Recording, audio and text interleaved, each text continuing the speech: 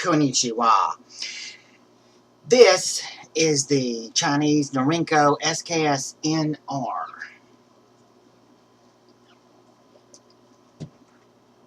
Right there, if you can read that, it's the SKS NR by Norinco, 7.62 SKS. This is the rarest variant of the rare variants of the Chinese SKS that use actual AK magazines.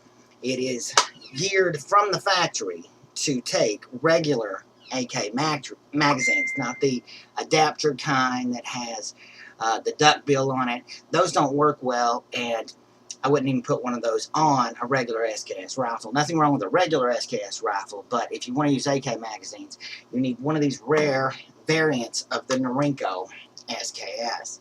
Now, it is an awesome weapon. It's the paratrooper model, meaning it has the 16-inch barrel. It has the thumb hole stock, which actually is wonderful.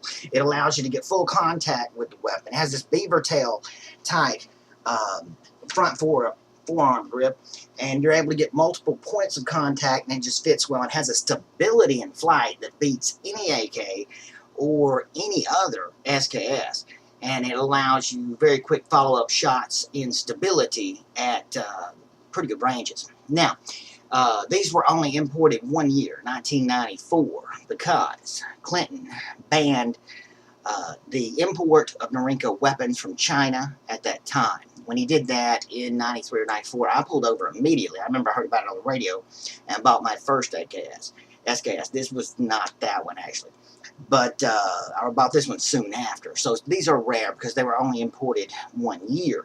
And there's a lot of confusion about these firearms, so we'll go into that. But about the ban. The ban was the most corrupt.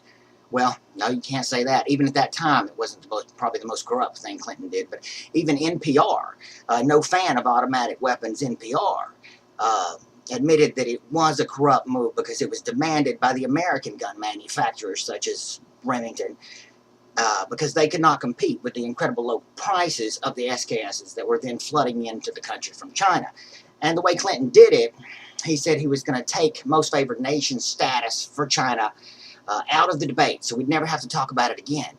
But he was going to punish them because he was going to ban importation of weapons, because Norinco is closely associated with the PLA, the People's Liberation Army in China. Of course it is. It's a communist country.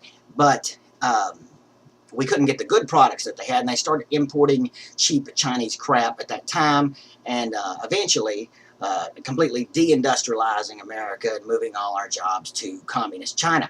It's the great legacy of Clinton, along with the whole panoply of corporate neoliberalism that over the past 25 years we've come to know and hate, reaching perhaps its ultimate climax in Donna Brazil's book, which details how Clinton bought and paid for the election, the primary last year, where she cheated to defeat a true progressive, Bernie Sanders, and it couldn't have been more rigged. It was rigged from start to finish. But that's the way that this corporate class of Democrats operate. It's a professional class of money makers that go in and out to get their lobbying jobs and their speaking fees.